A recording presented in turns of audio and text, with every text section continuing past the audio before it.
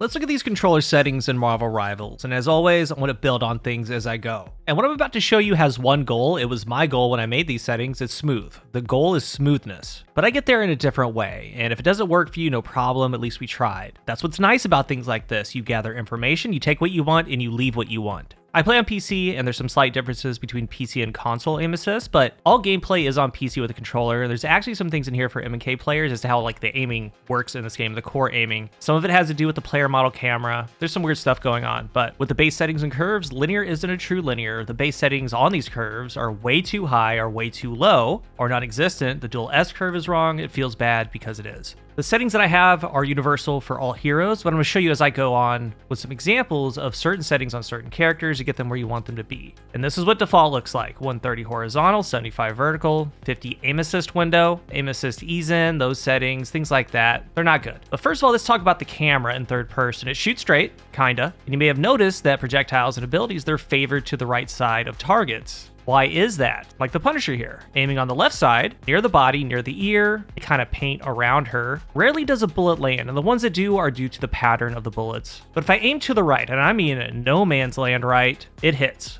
Why does that hit? Her hand, body, crits in the top right, those are landing. It's like that with all heroes. Hit scan or projectile, all characters, it favors the right side. And when playing, you might have noticed this red circle that shows up at times. I did, and it seems like this circle here, to me at least, is the actual projectile path for all of them. And it makes sense with how they have the camera. Bullets come from the barrel, they travel to the center of your crosshair, which is your target. Every hero has that little line. It ends up straight, but it comes out at this little angle here. And it's easiest to see with Rocket, the actual bullet stream. I turned on 100% ability uptime, but you see the bullet spray, the actual bullet spray. And where you couldn't really see it clear earlier, you can now. Those shots that are hitting on the right are off of this angle. So it's where the bullet or ability comes from, the path that they're following. And that line, depending on where you are, is a direct relationship. The further you are away, the less of an angle that's there, meaning it's more straight. You don't get that right-sided favor. But the closer you are, the more that angle is there, the more it favors to the right. If you're gonna miss, you're gonna miss to the right. Even abilities. Magic's Umbral Uppercut. In this case, the projectile is her body. That's where the ability's coming from. So when you aim to the left, her body misses. But when you aim to the right, her body goes right into Luna, the uppercut happens. Same with Wolverine, the leap.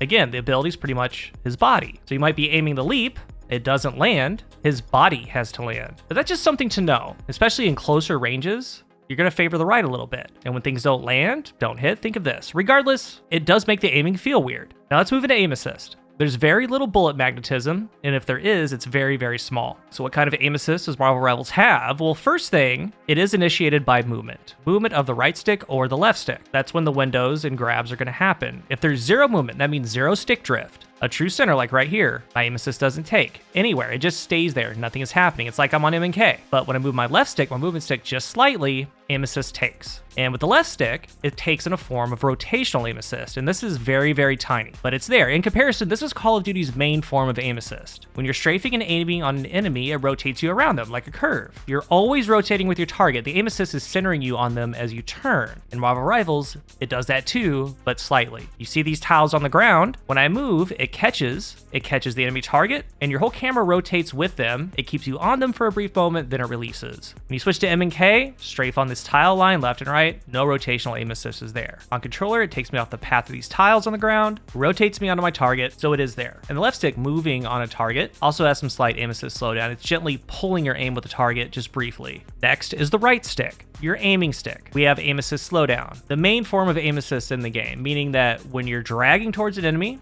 aim assist grabs, slows you down, kind of like a magnet, but here's where the first problem comes from, the window size. This is where the slowdown starts. The base is set at 50. The higher the number, the further away from your intended target is gonna start to slow down your aim. The lower the number, the closer that slowdown is gonna be to your target when it slows down. So let's get back to these targets that are moving left and right. I do have some stick drift on my stick, meaning movement, so aim assist is gonna catch. As you see, aim assist takes the wheel, or as I should say, the window is taking the wheel. It's following left, right, up, down, all over the place. It follows everything in its path. I'm gonna come back to this. There's something that goes with it. But again, that window is how close to a target you want the aim to catch and slow down. So on these stationary targets, I put on the slow drift. The default aim assist window size is 50, and look where the slowdown happens. Way out there, and this is bad. And even worse, When targets are close together and the window's this big, your aim just kind of sloughs through targets. And even worse than that, there could be enemies outside the window that drop in, it may jerk you a little bit, or when let's say 5-6 enemies are on top of a payload, the window's used up and it's just kind of useless. It doesn't feel right, it doesn't feel good. So I have my window at 15. Why 15? First of all, the pure feel of it. It feels normal, like Call of Duty, Destiny, Apex. It feels like normal aiming. And back to the drift test, the slowdown is now here, not way out here. This feels like a normal slowdown hitbox, and I've noticed if you went below 15, it was too tight, and more than that, it felt too far away. Like 15, again, just felt the smoothest. It felt like the natural hitbox slowdown, but you can mess with this. Start at 15, lower the number, that's when that catch is gonna happen closer to the target, higher the number further away. But why I chose 15, like right here, when you have to go through multiple enemies, like right here, these two stationary targets, you see that the window's gonna drop out and it's gonna pick back up again. It didn't do this before, just kind of slough through it. So 15, for me at least, in this example, this is now an ideal 2 separate aim assist grabs. It catches and releases, which feels normal. And we go back to the bots that are just strafing left and right, this time with the 15 window size, it's all more precise. It does that catch and release, as it should. So with seeing how the aim assist is working in this game, on how it wants to work, it acts and reacts in the game, it made me do some things that I normally don't do in games like this. So for me, since I now have how I want the aim assist to catch, like that feels right, that feels good, I don't want any drift.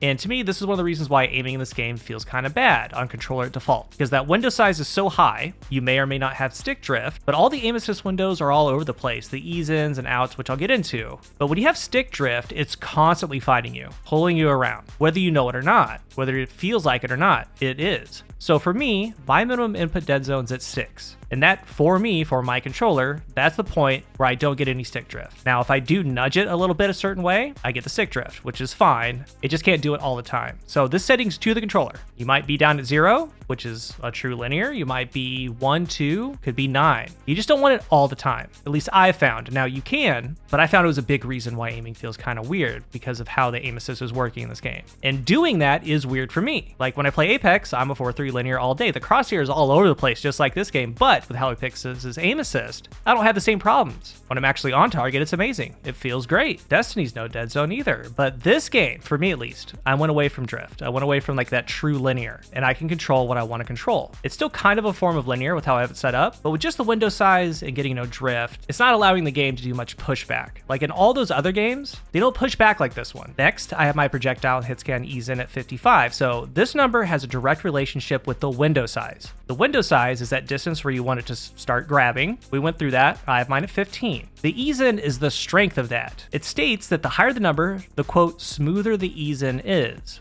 But I found the higher the number, the more muddy it is. But that's gonna be up to you. It's a feel thing. And that's something that you can mess with. And less, it's supposed to be a little bit more sharp. Like if you put it at 0, more abrupt. I found that 55, just a little bit over midline, has the level of smoothness that I was looking for. Doesn't feel jerky, feels smooth. Point A to point B aiming, and that's the goal. But it is something to mess with. And once we're all done, you can come back and revisit some ease-ins and outs and things like this. Next, the maximum input dead zone goes to 0. And this is max dead zone. And what it means, you're setting the outer distance of your stick. Like the higher the number, you see this little purple circle get smaller and smaller. That's a representation of where your stick ends. So you only move it that much, it counts as a full turn, meaning the distance is shorter to complete a full turn. So the lower the number, it gets right to the outer edge, meaning you're using the full stick. And that's something that we're gonna be doing, using the full stick. Once it hits the edge, the outside, that is max dead zone. And touching the outer edge of the stick has something to go with it later on. The response time stays at 30. I actually prefer it here. I tried it below and above, and again, it was either jerky or muddy. Next, my sensitivity, how I have it set up. And it's kind of a hybrid thing. It all comes together. There's like 4 settings that are working together to make it what it is. Each one has a lever to pull, and it's not what you'd expect. It's based on a linear curve, and you can switch this to a dual S after I give you all the settings. It's gonna be same but different, but I do prefer based on the linear curve. I have my horizontal at 135 and my vertical at 50. And of course, that can be changed. It should be changed to you. I'm gonna come back to this in a moment. 50 is the lowest you can go for vertical, and I have a reason for that. This is paired with a sensitivity boost. I have it at 40, and earlier we put the maximum input dead zone at 0, meaning the outer edge of the stick is the max dead zone. So when you touch the outer casing of the stick, you get this boost. And that boost helps turn around if you need to. It helps with flicks to get on targets quicker, and it sounds weird, but all this really smooths it out. Like I said, it sounds crazy, and it was to me after I started messing with all the settings, because this is nothing like I've ever done in any game, but this game has its settings really, really weird. And I found with all this, the tracking is so much easier.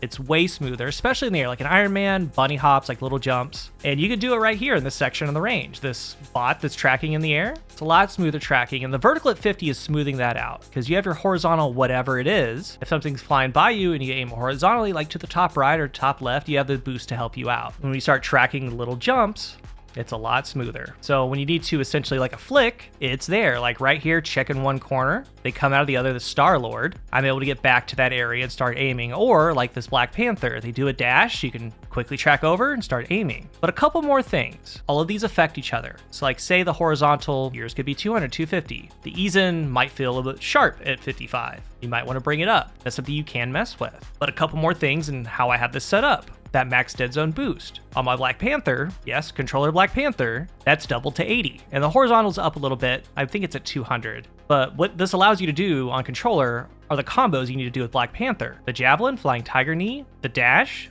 that sensitivity boost. When I do a full turn, touch the stick on the outer casing, it turns my whatever horizontal with the 80 boost, while still having full control otherwise, because all your other aiming is with your base settings. Unless that stick hits the outer edge for a full turn, it's going to be a regular sensitivity. And the same goes for Wolverine and kidnapping. You need to turn around, bring him back to your team, or maybe you're playing a brawler or a certain hero, you can do something like this. So for you, the tweaking, your bread and butter is your horizontal. Could be 135, 150, 170, 200, 300, 350, whatever. The 50 vertical is a smoother. That's a personal game changer for me, and the people I've talked to, that was a game changer for them too. It's a ton smoother, and it really goes along with whatever horizontal you pick. It doesn't feel sluggish, it feels smooth. Also, sometimes sticks are worn. You may need to make that maximum input or minimum input dead zone a little bit different. So how we had it to 0 to reach the outer side of the stick, it might need to be 1, 2, 3, 4, or 5. That way you can feel that sensitivity boost. On whatever character, you can try messing with the ease in, higher or lower from 55. And remember that goes hand in hand with the window size. Like all of these coexist.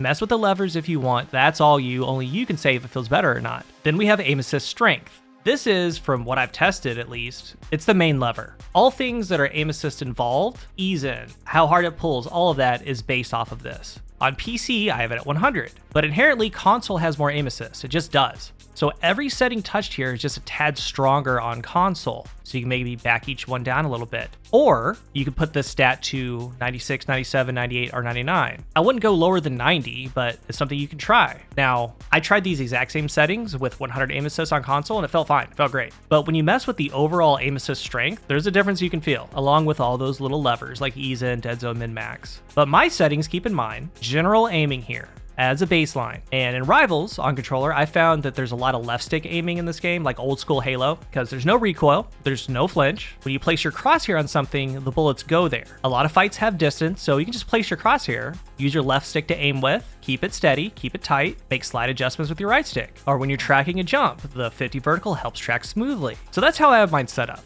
And I hope it works for you. Hopefully it doesn't feel as muddy and all over the place as what you've been playing with. And if the settings didn't work, sorry, hopefully some of the explanations can get you where you need to be to find the right ones for you. Again, gather information, take what you want, leave what you want. But I hope it helped. If you're new here, remember to hit the subscribe button. And if you are subscribed, thank you so much for your support. Let's talk about aiming with controller in Marvel Rivals. And of course, as always, any tips that you have, help each other out. I'm deciding on which hero I want to cover next. I don't know if it's going to be a lesser used one like Storm or a highly used one like Mantis. Let me know what you think. Let's talk about all this down below. Thank you for watching, and until the next one, I am CoolGuy.